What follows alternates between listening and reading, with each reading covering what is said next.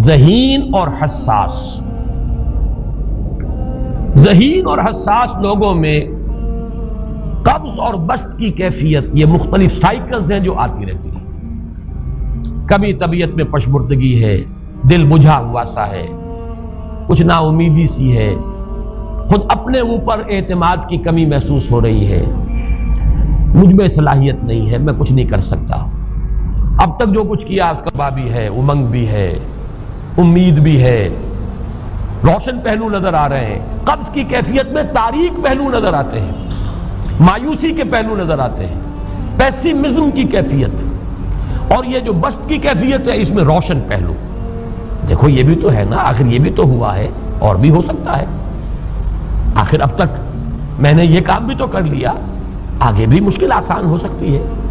یہ دو کیفیات ہیں قبض اور بسط کی، جن کو کہ صوفیاء کرام نے یہ اصطلاحات، یہ عنوان دیے، قبض اور بسط. جتنی انسان کے اندر حساسیت کی کیفیت زیادہ ہوگی، ذہانت زیادہ ہوگی، اتنا ہی یہ جو ویوز ہیں اس کی ایمپلیٹیوڈ زیادہ ہوتی ہے. کم ذہین انسان ہے، کم حساس ہے، آئیں گے تو صحیح ہے، لیکن یہ کہ وہ ویو جو ہے اس کا ایمپلیٹیوڈ جو ہے اس کے اندر اوپر اور نیچے کی کیفیت زیادہ نہیں ہوگی. لیکن جتنا یہ معاملہ بڑھتا ہے، یہ جو ویو ہے اس کے ایمپلیٹیوڈ بڑھتا چلا جاتا ہے. لیکن نارمل انسان کا معاملہ یہ ہے کہ یہ حدود کے اندر رہے. اسی کی ایک کیفیت جو ہے ایب نارمل جب ہو جاتا ہے،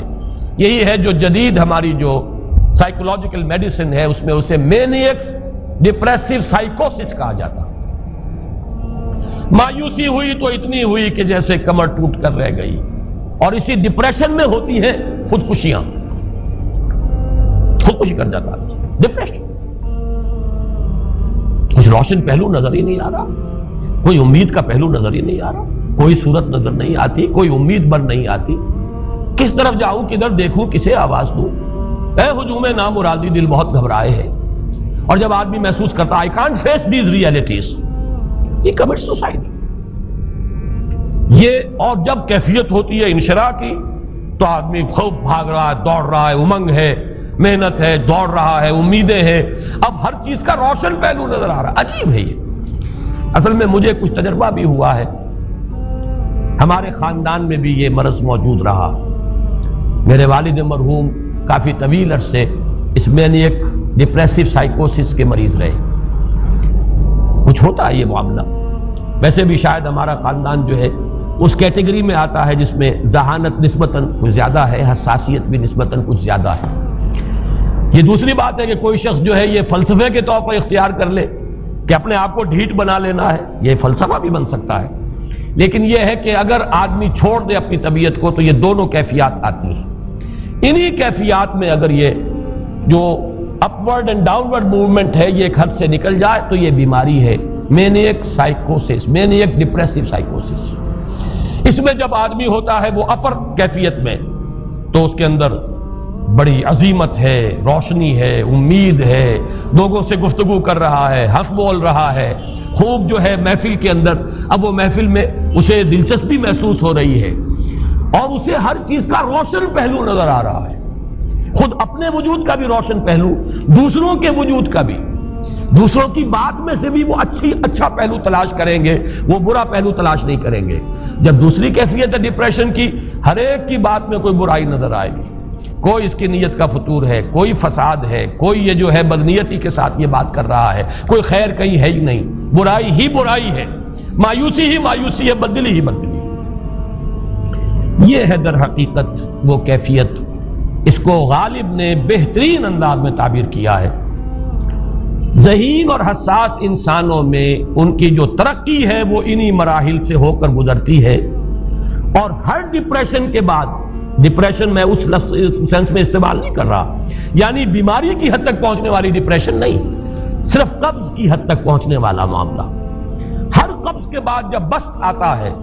تو آگے ترقی ہوتی ہے، جس کو آپ کہتے ہیں بائی لیپس اینڈ باؤنڈس. آدمی جو ہے چھلانگ لگاتا ہے، گویا کہ ایک درجہ جو پہلے تھا اس سے آگے درجہ انسان کا جو ہے اس سے بلند تر پوزیشن پر انسان پہنچتا ہے. ہر قبض کے بعد جو نیا بسط آتا ہے وہ ایک نئی کیفیت، نئی شان، نئی بلندی، نئی رفعت لے کر آتا ہے. اس کو غالب نے تعبیر کیا ہے بہت خوبصورت انداز میں، رکتی ہے میری طبع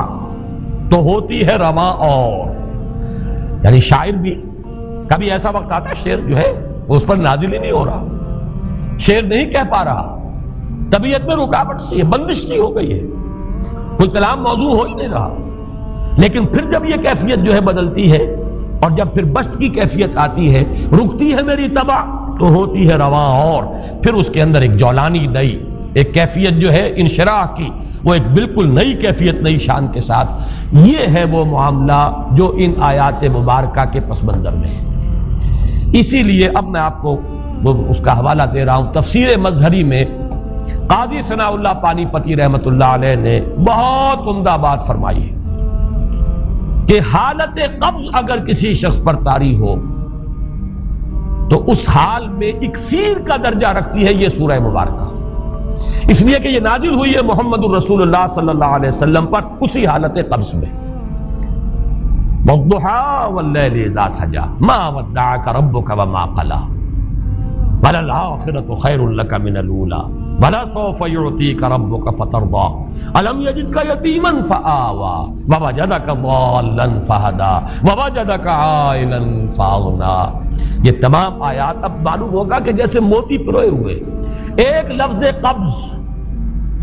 اب اس میں جو بھی واقعاتی اور جو میں نے آپ کو روایاتی جو بھی پس منظر بیان کیا وہ بھی فٹ بیٹھ رہا ہے، وہ خودکشی کا معاملہ بھی آ گیا اس میں فٹ بیٹھ رہا ہے کہ بخاری شریف میں روایت موجود ہے کہ حضور فرماتے ہیں کہ میری طبیعت پر اس درجے اضطراب تھا، اتنی کیفیت جو ہے میری تشویش کی تھی کہ میرے دل میں بار بار خیال آتا تھا کہ پہاڑ پر چڑھ کر اپنے آپ کو نیچے گرا دوں۔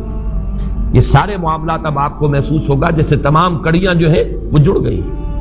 جیسے رات کو اب آپ اٹھ نہیں پا رہے، اضمحلال ہے، اعصابی جو ہے اعصاب اس درجے متاثر ہو چکے ہیں۔ صرف یہ ایک احساسات کی کیفیت نہیں ہے، آپ کی قوت فعلی جو ہے، قوت عملی، وہ بھی اس درجے متاثر ہو چکی ہے کہ کئی راتیں گزر گئی اور آپ رات کو نہیں اٹھ سکے، جس پر کہ ام جمیل کو یہ کہنے کا موقع مل گیا کہ معلوم ہوتا محمد تمہارا شیطان تمہیں چھوڑ گیا۔ اب یہ جملہ اپنی جگہ پر اس کی کاٹ ہے یقیناً، اس سے یضیق صدرک بما یقولون، لیکن وہ کیفیت جس کی وجہ سے یہ جملہ آیا ہے اس پر نگاہ دوڑائیے، اس پر نگاہ کو مرکوز کریں گے تو معلوم ہوگا ایک لفظ قبض، یہ قبض کی ایک کیفیت تھی، اس قبضی کی کیفیت کا ایک مظہر یہ ہے کیونکہ یہ بھی تو در حقیقت قلب مبارک جو ہے محمد الرسول اللہ صلی اللہ علیہ وسلم کا، اسی پر تو وحی کا نزول ہوتا تھا، یہ بھی وہی داخلی احساسات و کیفیات کا معاملہ ہے، یہی بھی در حقیقت یہ واردات قلبیہ ہی کا سارا معاملہ ہے، اس کو آپ خارج سے تعبیر نہیں کر سکتے، نہ ابھی کوئی ایسے مصائب تھے، نہ ایسی کوئی مشکلات تھیں، نہ ابھی کوئی رد و قضا ایسی شروع ہوئی، نہ ابھی کوئی بحث و نزاع کا معاملہ ایسا ہوا، نہ کوئی ابھی کوئی فزیکل پرسیکیوشن شروع ہوئی، یہ سب داخلی ہی کیفیات ہیں، اور ان داخلی کیفیات کے حوالے سے ان سورہ مبارکہ کو اگر صحیح سمجھا ہے تو صوفیہ نے سمجھا۔ وہ جو اقبال کا شعر ہے کہ کچھ جو سمجھا میرے شکوے کو تو رضواں سمجھا، مجھ کو جنت سے نکالا ہوا انسان سمجھا، اور کون سمجھے گا؟ وہ تو سمجھے گا کہ دکھے ہوئے وہ دل کی صدا ہے، وہ کیا ہے جو اقبال کی وہ ایک نظم ہے پرندے کی فریاد، گانا اسے سمجھ کر خوش ہونا سننے والے، یہ تو در حقیقت ایک دکھے ہوئے دل کی صدا فریاد، یہ صدا ہے۔ تو یہ کیفیت جو ہے رضوان سمجھ سکا ہے جو کہ داروغہ جنت ہے، اس نے سمجھا یہ وہی آدم جو نکالا گیا تھا یہاں سے، یہ اس کی فریاد ہے۔ کچھ جو سمجھا میرے شکوے کو تو رضواں سمجھا، مجھ کو جنت سے نکالا ہوا انسان سمجھا۔ تو واقعہ یہ ہے کہ اس سورہ مبارکہ کا صحیح فہم اگر حاصل ہوا ہے، وہ امام راضی کو حاصل ہو ہی نہیں سکتا،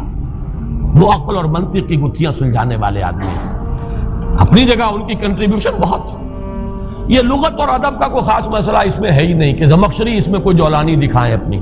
اس میں کوئی ایسا اشکال ہے ہی نہیں، نحوی اشکال ہی نہیں،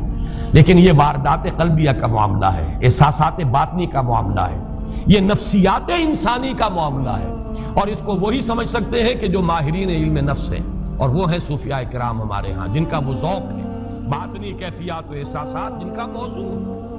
کہ یہ در حقیقت حالت